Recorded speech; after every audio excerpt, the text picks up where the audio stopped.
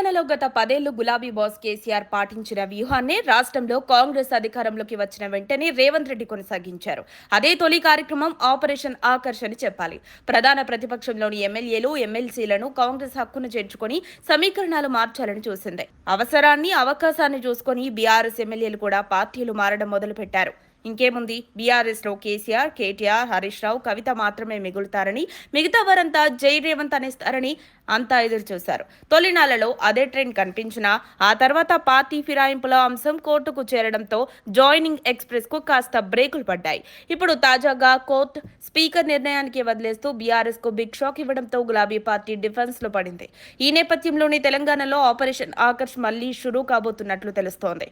ఇన్నాళ్లు నిలిచిపోయిన చేరికలను పరుగులు పెట్టించాలని ఢిల్లీ పెద్దలు భావిస్తున్నట్టు సమాచారం. ఇటీవల ఢిల్లీ పర్యటనకు వెళ్లిన టీపీసీసీ చీఫ్ పార్టీ పెద్దలతో ఇదే విషయమై చర్చించగా దీనికి హైకమాండ్ గ్రీన్ సిగ్నల్ ఇచ్చినట్లు తెలుస్తోంది. దాంతో త్వరలోనే రాష్ట్ర వ్యాప్తంగా బీఆర్ఎస్ ఎమ్మెల్యేలు, ఇతర నేతలను మళ్లీ ఆకర్షించేందుకు పెద్ద ఎత్తున ప్లాన్ చేస్తున్నట్లు పార్టీ వర్గాలంటున్నాయి. ఈ ప్రక్రియ మొత్తం పార్టీ ఫిరాయించిన ఎమ్మెల్యేలపైన స్పీకర్ చర్యలు తీసుకోకముందే బీఆర్ఎస్ ఎల్పీని విలీనం చేసుకోవాలని కాంగ్రెస్ పార్టీ ప్లాన్ చేస్తోందట. అలా చేయడం ద్వారా ఇప్పటికే పార్టీ మారిన ఎమ్మెల్యేలను కూడా కాపాడుకోవచ్చని ఆలోచన చేస్తోందట. అందుకే అధికార పార్టీ మరోసారి ఆపరేషన్ ఆకర్ష్ పై దృష్టి సారించినట్టు ప్రచారం జరుగుతోంది. ప్రస్తుత పరిస్థితుల్లో కనీసం 15 మంది ఎమ్మెల్యేలను లాగి కారు పార్టీకి దిమ్మ తిరిగే షాక్ ఇచ్చేందుకు ప్రణాళికలు రచిస్తున్నట్లు తెలుస్తోంది.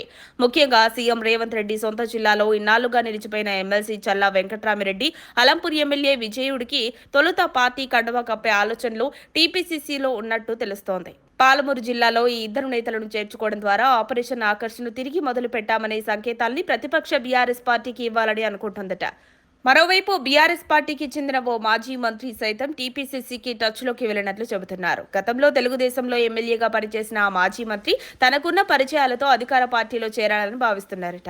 అయితే కాంగ్రెస్ పార్టీలో చేరికలపై ఆయన ఓ షరతు పెట్టినట్టు తెలుస్తోంది. తనకు ఓ నామినేటెడ్ పోస్ట్ ఇస్తే అధికార పార్టీలో చేరేందుకు సిద్ధమని ఓపెన్ ఆఫర్ ప్రకటించారట. ఇదే విషయంపై టీపీసీసీ పార్టీ పెద్దలతో చర్చించినట్లు సమాచారం. త్వరలోనే ఈ మాజీ మంత్రి అధికార పార్టీలో చేరడం ఖాయంగా తెలుస్తోంది. మొత్తంగా బీఆర్ఎస్ పై కాంగ్రెస్ చేపట్టనున్న ఆపరేషన్ ఆకర్ష్ సక్సెస్ అయితే కారు పార్టీ కనుమరుగవడం ఖాయమనే టాక్ వినిపిస్తోంది. మరి అధికార పార్టీలోకి జంపింగ్లను ప్రతిపక్ష బీఆర్ఎస్ ఎలా అడ్డుకుంటుంది అనేది మాత్రం ఇప్పుడు హాట్ టాపిక్ గా మారింది. మరిన్ని అప్డేట్స్ కోసం మా కాయ్ టీవీని సబ్స్క్రైబ్ చేసుకోండి. మా వీడియో కనుక మీకు నచ్చినట్లయితే లైక్ చేయండి, షేర్ చేయండి. మీ విలువైన అభిప్రాయాలను కామెంట్ బాక్స్లో తెలియజేయండి.